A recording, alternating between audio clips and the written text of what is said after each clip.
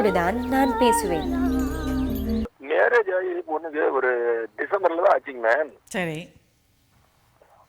வந்து அப்ப வந்து பேசுறப்ப நல்லா தன்மையா பேசி பண்ணி செஞ்சிருக்காங்க மேம். இப்போ வந்து ஒரு 3.5 months தான் இருக்கு. இப்போ 1 month தான் ஆகுதுங்க. வெளியில வேலையில பெங்களூர் பக்கம் இருக்காங்க. அங்க ஐடி கம்பெனி இருக்காங்க, கூட்டிட்டு போயிருக்காங்க மேம். அங்க கோவிட் போய் இங்க எடுத்துக்கிட்டா லோக்கல்லையும் அவங்க அம்மால இருந்து பேசுறது ஒரு மாதிரியா கொஞ்சம் தேவையில்லாத நிம்மதி இல்லாத மாதிரி டார்ச்சர் பண்ற மாதிரி பேசிட்டு செஞ்சுட்டு இருந்தாங்க. அங்க கொண்டுட்டு போய் அந்த பையனும் இப்போ அதே மாதிரி கொஞ்சம் ரொம்ப டார்ச்சர் பண்ணி பிள்ளைக்கு உடம்பு வந்து ப்ரெஷர் அதிகமாகிக்கிட்டு ரொம்ப வெர்ஸாகி போய் இருக்கிறாங்க மேம். என்ன டார்ச்சர்னா என்ன பண்றாரு அவரு?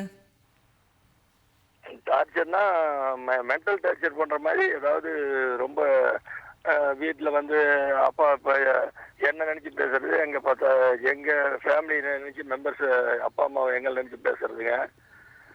கிட்டத்தட்ட ஒரு நிம்மதியாக இருக்கவே முடியாத சூழ்நிலையில ஏதாவது ஒன்று பேசிட்டு அப்புறம் நான் சும்மா தாமாசுக்கு பேசுறேன், தெரியாமல் பேசணுங்கிற மாதிரி பண்ணி இப்போ அவளுக்கு ஓவரா உடம்பு கெட்டு போயிருக்குதுங்க மேம். இல்லை, உங்களுக்கு எத்தனை பிள்ளைங்க உங்களுக்கு? ஒரே பொண்ணுங்க மேம். சரி, இப்போ மாப்பிள்ளை சைடில் எத்தனை பசங்க உங்களுக்கு கூட பிறந்தவங்க? பையன் ஒன்று பொண்ணு ஒன்றுங்க. பையனுக்கு தங்கச்சி கல்யாணம் ஆகி இப்போ அவங்க வந்து ஒரு 2 பசங்க இருக்கிறாங்க. சரி, இப்போ உங்கள் மாப்பிள்ளை தான் ஐடியில் ஒர்க் பண்ணுறாரு இல்லையா? உங்கள் மாப்பிள்ளை ஐடியில் ஒர்க் பண்ணுறாரு, உங்கள் பொண்ணு வந்து ஹவுஸ் ஒய்ஃபு. ஆமாம் மேம். என்ன டிசம்பரில் தானே இப்போ மேரேஜ் ஆச்சுங்க மேம். இல்லை, உங்கள் பொண்ணுக்கு வந்து ஒரே பொண்ணாக வளர்ந்ததுனால அந்த பொண்ணு வந்து ஃபஸ்ட்டு வந்து வேற ஒரு குடும்பத்தில் போய் அவங்களோட பாண்டிங் பண்ணுறதுக்கு அந்த பெண்ணுக்கு வந்து கொஞ்சம் ஸ்பேஸ் கொடுக்கணும். சரியா? இப்போ நீங்களும் உங்கள் மனைவியும் உங்கள் பொண்ணோட டெய்லி பேசிஸில் பேசிக்கிட்டே இருந்தீங்கன்னா அந்த பொண்ணு வந்து உங்கள் மாப்பிள்ளையோட அட்ஜஸ்டே ஆகாது. சரியா? எல்லாத்தையும் வந்து இன்னும் அப்பா பொண்ணா உட்காந்துக்கிட்டு உங்ககிட்டயே அப்பா இப்படி பண்ணுறாரு, அப்பா கிள்ளிட்டாரு, அப்பா உதச்சிட்டாருன்னு இதே சொல்லிட்டு இருந்ததுன்னா அந்த பொண்ணு நாளைக்கு அது குடும்பத்தில் போய் வாழ முடியாது. ஏன்னா இப்போ நீங்கள் கல்யாணம் பண்ணி கொடுத்ததே என்ன, அந்த அவரோட வாழ்ந்து குழந்தை குட்டி பார்த்துட்டு அந்த பொண்ணு நல்ல வாழ்க்கையை வாழணும்ல. அப்போ நீங்கள் வந்து பேசிட்டு இந்த மாதிரி அந்த பொண்ணுக்கு வந்து நீங்கள் சப்போர்ட் கொடுத்துட்டே இருந்தீங்கன்னா சரி அப்பா இருக்காங்க அம்மா இருக்காங்க, அந்த பொண்ணுக்கு வந்து எங்கேயோ ஒரு சோகம் இருக்கலாம், அப்பா அம்மாவை தனியாக விட்டுட்டு வந்துட்டோமேன்னு கூட. ஓகே, ஸோ அதனால் கூட வந்து இப்போ உங்களுக்கு கூட ஒரு சோகம் இருக்கலாம், ஐயோ நம்ம வீட்டு பொண்ணு வந்து வேறு வீட்டு பொண்ணு ஆயிடுச்சே, நாம் இப்படி தனியாக போயிட்டோமே, நம்மளுக்கு வாழ்க்கையே என்னவோ நம்மளோட ஒன்று இழந்த மாதிரி இருக்கேன்னு ஒரு உணர்வு தோணலாம். ஸோ அதன் காரணமாக கூட என்ன ஆகும்னா நீங்கள் 2 பேரும் பேசும்பொழுது சின்ன சின்ன விஷயங்கள் கூட பெருசாக பண்ண மாதிரி பேச ஆகும்போது அது நிஜமாவே பெரிய பெரிய விஷயமா மாறிடும். இல்லை மிஸ், நான் ஒரு சின்ன மேட்ரு சொல்கிறேங்க. அது வந்து பெரிய ஒரு 3-4 டேஸ்லையேங்க உங்க அப்பா அம்மா வந்து ஒரு டெத் ஆயிட்டா நீங்க வந்து எதுவும் செய்யக்கூடாது, அது வந்து வேற இங்க செய்ய வேண்டிய விட்டு தான் செய்யணும் அப்படிங்கிற மாதிரி பிள்ளைட்டு சொல்லியிருக்காங்க மேம். இல்ல அதுதான் சொல்றேன், இது எல்லாமே வந்து இல்ல அதுதான் இப்ப ஒரு 10 years உயிரோடு இருப்பாங்க. இல்ல நான் என்ன சொல்றேன்னா இப்ப இது மாதிரி விஷயங்களே இருங்க, நான் சொல்றதை கொஞ்சம் கவனிங்க, நான் சொல்றதை கொஞ்சம் கவனிங்க. நான் உங்க பொண்ணா இருந்தாக்கா நான் என்ன தெரியுமா சொல்லியிருப்பேன், கவலையப்படாத, எங்கள் அம்மா அப்பாலாம் ரொம்ப முற்போக்குவாதி, அவங்க பாடியை எழுதி வச்சுருவாங்க, நானும் நீங்கள் கூட ஆப்ஷன்னா போனால் போவானா அப்படின்னு சொல்லிடுவேன். அப்போ அவனுக்கு ஷாக்காக போயிடும், என்னடா அதுன்ட்டு. ஸோ இதெல்லாம் ஒரு பிரச்சனையே கிடையாது, இது நடக்கும்போது பார்த்துக்கலாமே. அவங்கவுங்க சாகும்போது எப்போயோ சாவு வரப்போதுக்கு இப்போ எதுக்குங்க சண்டை போடணும், இது தேவையில்லாத பிரச்சனை இதெல்லாம். இல்லை அப்படியே உங்கள் மாப்பிள்ளை அப்படி பேசினா கூட இல்லை, நான் சொல்கிறது கொஞ்சம் கேளுங்க. இப்போ நீங்கள் வந்து உங்கள் மாப்பிள்ளை வந்து உங்கள் வீட்டு பையனா உங்களை அப்பா அம்மாவை மாதிரி உங்களை அடாப்ட் பண்ணிக்கிட்டு ஐயோ மாமா ஐயோ அத்தான் உங்களுக்கு உயிரை விடணும்னு நீங்கள் நினைக்கிறீங்க, அது நடக்க போகிறது கிடையாது. மாப்பிள்ளை தான். சரியா? அவர் வந்து அவங்க அம்மா அப்பாவுக்கு தாங்குற மாதிரி உங்களுக்கு செய்யவே மாட்டார். அதை எதிர்பார்த்தீங்கன்னா உங்களுக்கு பெரிய ஆழ்ந்த வருத்தம் வரும், உங்கள் மகளுக்கும் வருத்தம் வரும். சரியா? இப்போ அடுத்தது உங்கள் மகளுக்கு புரியணும், இப்போ வந்து உங்களை விட்டுட்டு வந்துட்டோம், இப்போ நீங்கள் என்ன பண்ணுவீங்க, நிராதரவாக இருக்கீங்கன்றது அந்த பொண்ணுக்கு ஒரு பெரிய ஒரு மன அழுத்தமாகவும் ஒரு குற்ற உணர்வாகவும் அந்த பொண்ணுக்கு இருக்குது. இப்போது இதில் நீங்கள் 2 பேரும் தான் ஸ்ட்ராங்காக இருக்கணும். உள்ளபடியே வந்து உங்கள் பாடியை வந்து ஹாஸ்பிட்டலுக்கு எழுதி வச்சுருங்க, யாரும் எந்த காரியமும் செய்வானா. நீங்கள் ஹாஸ்பிட்டலுக்கு எழுதி வச்சுருங்க. நீங்கள் இந்த மாதிரி எழுதி வச்சுருக்கீங்கன்றத அக்கம் பக்கம் உங்கள் சொந்தக்காரங்களுக்கு சொல்லி வச்சுருங்க. இப்போ எங்கள் பக்கத்து தெருவிலே பிள்ளைங்க இருந்தால் கூட உங்களுக்கு உடம்பு சரியில்லைன்னா ஃபஸ்ட்டு அட்டென்ட் பண்ண போது அக்கம் பக்கம் வீட்டில் இருக்கிறவங்க தான். அவங்க தான் அடுத்து உங்கள் பிள்ளைங்களுக்கே சொல்ல போகிறாங்க. ஸோ எல்லாருமே நான் உள்பட சொல்கிறேன், எனக்கும் தான். இப்போ நான் இது சொல்லும்போது நம்ம எல்லாருக்குமே சொந்தக்காரங்கன்னு பார்த்தீங்கன்னா அக்கம் பக்கம் தான். அதை நம்ம கருத்து நல்லா உள்ள வாங்கணும். ஸோ நாமளும் போய் நிற்போம். ஏன்னா அதுதான் யதார்த்தம் நான் சொல்ல வரேன். அதாவது அது வந்து சிறுமைப்படக்கூடிய விஷயம் கிடையாது. நம்ம எவ்வளோதான் ஒட்டு உறவோடு இருந்தால் கூட, அன்பு பண்பு பாசத்தோட பிள்ளைகளோடு இருந்தால் கூட, திருமணமாகி பிள்ளைகள் வந்து ஒரு இடத்துக்கு போயிட்டாங்க, நம்ம கூட வாழலைங்கிற பொழுது, நம்ம கூடவே வாழ்ந்தால் கூட, இப்போ பிள்ளை ஆஃபீஸ் போயிருக்கான், என்ன பண்ண முடியும்? அந்த நேரத்தில் வந்து அம்மா அப்பா தனியாக இருக்கும்போது பக்கத்து எதிர் வீட்டில் இருக்கிறவங்க தான் ஹெல்ப் பண்ணுவாங்க, சரியா?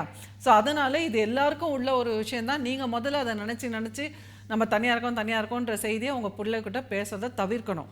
அதை மாதிரி ரொம்ப பேசியிருப்பீங்க, அதனால தான் அந்த பொண்ணு வந்து நான் இருக்கேன்ப்பா உங்களுக்கு அப்படின்னு நினச்சிட்டு ரொம்ப உங்களோட பாண்டிங் பண்ணுது. அது அவங்களுக்கு எங்கேயோ சங்கடமாக இருக்குது. இது என்னடா இது, எப்போ பாரு அம்மா அப்பான்னு சொல்லுது அப்படிங்கிறதுக்காக வேணும்னு அவங்க வந்து சீண்டி பார்க்குறாங்க மூர்க்கத்தனமாக, சரியா? இப்போ இது வந்து சப்ப மேட்டர். இந்த மேட்டர்லாம் வந்து இப்போ பிரச்சனையே கிடையாது. இப்போ உங்களுக்கு யார் கவனிக்கிறாங்கன்றதுலாம் இப்போ பிரச்சனை கிடையாது. இப்போ பிரச்சனை என்னென்னா, உங்கள் மக வந்து கல்யாணம் ஆயிருக்கா, உங்கள் மருமகளோட பாண்டிங் ஆகணும். அவங்க 2 பேரும் ஒரு ஸ்ட்ரேஞ்சர்ஸு. உங்கள் அரேஞ்ச் மேரேஜ் தானே இது? இப்போ அரேஞ்ச் மேரேஜ்ன்ற போது ஒரு பொண்ணும் ஒரு பையனும் வந்து வேறுபட்ட மனிதர்கள், முன்பின் தெரியாதவர்கள். இப்போ 20-25 வருஷம் உங்களோட உங்கள் பொண்ணு வாழ்ந்தது, உங்கள் பொண்ணுக்கு நுணுக்கமாக உங்களை தெரிஞ்சின்ற அளவுக்கு, உங்கள் பொண்ணுக்கு உங்களை தெரிஞ்சின்ற அளவுக்கு அந்த இன்னும் ஒரு மனிதரை வந்து உங்கள் பொண்ணால் புரிஞ்சிக்க முடியாது. அதே மாதிரி அந்த பையனுக்கும் அவங்க அப்பா அம்மாவை புரிஞ்சின்ற அளவுக்கு அவங்களுக்குள்ள எவ்வளோ உணர்வுகள் இருந்திருக்கும், மைக்ரோ இமோஷன்ஸ். ஸோ இப்போ அந்த பெண்ணுக்கும் அந்த பையனுக்கும் ஒரு பெரிய சவால். இப்போ அவங்க 2 பேரும் ஒருத்தரை வந்து கண்டுபிடிச்சி பாண்டிங் பண்ணி அவங்க 2 பேருக்கும் உறவு அவங்க ஏற்படுத்திக்கணும். அப்போ மற்றவர்கள் வந்து தயவு செய்து பேச்சுவார்த்தையே வச்சுக்காதீங்க. அது இந்த மாதிரி ஒரே பொண்ணுன்னா தயவு செஞ்சு கொஞ்ச நாளைக்கு எங்கேயாவது க்ஷேத்ராடனம் போயிடுங்க, ஃபோனெல்லாம் ஆஃப் பண்ணி போட்டுட்டு அந்த பொண்ணு ஹேண்டில் பண்ணட்டும். மெச்சூர்ட் பொண்ணு தானே. உங்கள் பொண்ணுக்கு என்ன வயசு? ஹலோ 25 வயசு. அந்த பொண்ணு மெச்சூர்ட் பொண்ணு தானே, அந்த பொண்ணு ஹேண்டில் பண்ணட்டும். ஸோ எல்லாத்துக்கும் அப்பான்னு உங்ககிட்ட பேசிட்டு இருந்தாக்கா இந்த பிரச்சனை ஜாஸ்தி ஆகிடும். ஆமா, அதே மாதிரி நீங்க சுருக்குன்னு வந்து எதுக்கு எடுத்தாலும் அவங்க சைடு வந்து எல்லா பக்கமும் பாசமா எப்பயும் நார்மலா இருக்கிற மாதிரி அவங்க அப்ரோச் பண்றாங்க மேம். நம்ம சைடு வந்து இப்ப இந்த 3 மந்த்ஸ்லயே பார்த்தா ஏதாவது ஒரு நல்லது இடத்துக்கு வர்றதில்ல. இப்ப எங்க வீட்டுக்கு வர்றதுனாவே நான் வர்றப்ப மட்டும்தான் நீ அங்க வந்து இருக்கணும். ஆமா, இது வந்து இது தமிழ்நாட்டுக்கு இப்ப நீங்க உங்க அக்கா அப்பா வீட்டுல இருக்க கூடாதுன்னு இப்படி எல்லாம் சொல்றாங்க. இல்ல, அதுதான் சொல்றேன். இப்ப நீங்க சொல்றீங்கல்ல, இதுதான் நம்ம தமிழ்நாட்டு கலாச்சாரம். இதை நீங்க சொல்லும் போதே எனக்கு கூட வலிக்குது. ஒரே ஒரு பொம்பளை பிள்ளை பெற்று இருக்கிற அத்தனை தாய்மார்களுக்கும் வலிக்கும். ஏன்னா இதுதான் நம்ம கலாச்சாரமா இருக்கு. இப்படிதான் எல்லாரும் சொல்றாங்க. இதை தான் நம்ம பெருமைப்பட்டுக்கிறோம். இதெல்லாம் மாறணும். பட் ஆனால் நாம் வந்து புரட்சி பண்ணி நம்ம குடும்பத்தை கெடுத்துக்க கூடாது. இப்படி இருக்கு, நம்ம பல்ல கடிச்சிட்டு நம்ம பொறுத்துட்டு தான் போகணும். இப்போ இதுக்காக போயிட்டு நம்ம சம்பந்திக்கிட்ட எல்லாருக்கிட்டையும் சண்டை போட்டோம்னா உங்கள் பொண்ணோட வாழ்க்கை போயிடும். இப்போ நம்ம தமிழ் கலாச்சாரத்தில் இப்படி பண்ணி வச்சுருக்காங்க, சரியா? பொண்ணு வந்து பெத்தாக்கா இப்போ கல்யாணம் பண்ணிட்டு போச்சுன்னா அவங்க வீட்டோட பாண்டிங் ஆயிக்கணும். அவங்க மாமனார் மாமியார் தான் அப்பா அம்மான்னு கூப்பிடணும். அப்பா அம்மானே கூப்பிடணுன்றாங்களே. ஸோ அப்பா அம்மான்னு கூப்பிடணும். அந்த பொண்ணு அவங்களோட பாண்டிங் ஆகணும்.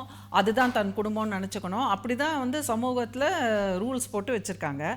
ஸோ அப்போது ஒரு பெண்ணுக்கு வந்து என்ன பண்ணுவா? அவள் வந்து அதெல்லாம் ஃபாலோ பண்ணால் தான் அவள் போய் அவள் புருஷனோடு வாழ முடியும். அப்போ பெற்றோர்கள் என்ன பண்ணணும்? நாம் வந்து வலியோடு சொல்லக்கூடாது, அதுதாம்மா கரெக்டுன்னு நாமளும் சொல்லணும். நாம் அதை கேள்வி கேட்கும்போது அந்த பெண்ணுக்கு என்ன ஆகிடும்? அப்போ நம்ம அப்பா அம்மா சொல்கிறது தான் கரெக்டு அப்படின்னு சொல்லிட்டு எதிர்த்து பேசுவாள். அப்போ பேசும்போது உனக்கு மட்டும் உங்கள் அப்பா அம்மா முக்கியமா, எனக்கு எங்கள் அப்பா அம்மா முக்கியம்னா அங்கேயே கட் ஆகிடும் பாண்டிங். ஸோ அப்போ வந்து நம்ம பெற்றோர்கள் தான் வந்து பெண்ணுக்கு சொல்லணும், இல்லைம்மா நீ திருமணம் ஆகி போயிட்ட, அப்போ உங்கள் கதிப்பானாக்கா நான் என்ன நல்லா கவனிச்சுப்பேன், என்ன நான் இருக்கிற வரைக்கும் 10 பேருக்கு நான் கவனிச்சுப்பேன் அப்படின்னு ஸ்ட்ராங்காக சொல்லிவிட்டு கதவு போட்டுட்டு அழுங்க. அவ்வளோதான், வேறு ஒன்றும் பண்ண முடியாது. ஏன்னா நாம் வந்து ஐயோ என்னை கவனிக்க யாரும் இல்லையேன்னு சொல்லிட்டு நீங்களும் உங்கள் மனைவியும் உங்கள் பொண்ணுக்கிட்ட அழுதிங்கன்னா உங்கள் பொண்ணோட வாழ்க்கை கெட்டு போயிடும். அவளுக்கு குற்ற உணர்வு வந்துடும். ஓகே, இனி வந்து நீங்களும் உங்கள் மனைவியும் உட்காந்துக்கிட்டு உங்களோட ரிட்டையர்மெண்ட் லைஃப் எப்படி வாழணுங்கிறத நீங்கள் பிளான் பண்ணணும். நீங்கள் 2 பேராக இருக்கிற வரைக்கும் உங்களுக்கு பிரச்சனையே கிடையாது, ஒருத்தருக்கு ஒருத்தர் கவனிச்சுக்கலாம். ஏதோ ஒரு காலகட்டத்தில் யாராவது தனித்து விழும்போது அதுக்கு நிறைய காலம் இருக்குது, அதுக்குள்ளே என்னென்ன மாற்றங்கள் வரும், பேரம்பேத்திகள் வருவாங்க, என்னென்ன மாற்றங்கள் வரும் நம்மளுக்கு சொல்ல முடியாது. அதனால் இப்போ இருக்கிற தருணத்தில் அந்த பிள்ளைங்க திருமணம் ஆயிருக்கு, அவங்க பாண்டிங் ஏற்படுத்திக்கணும், அதுதான் முக்கியம். உங்களுக்கு முக்கியத்துவம் கொடுக்கணுன்றது அவசியம் கிடையாது. அதனால் அதை ஸ்டாப் பண்ணிட்டீங்கன்னா கொஞ்சம் வந்து இந்த பெரிய சிக்கலாக வராமல் இருக்கிறதுக்கு வாய்ப்பு இருக்குது.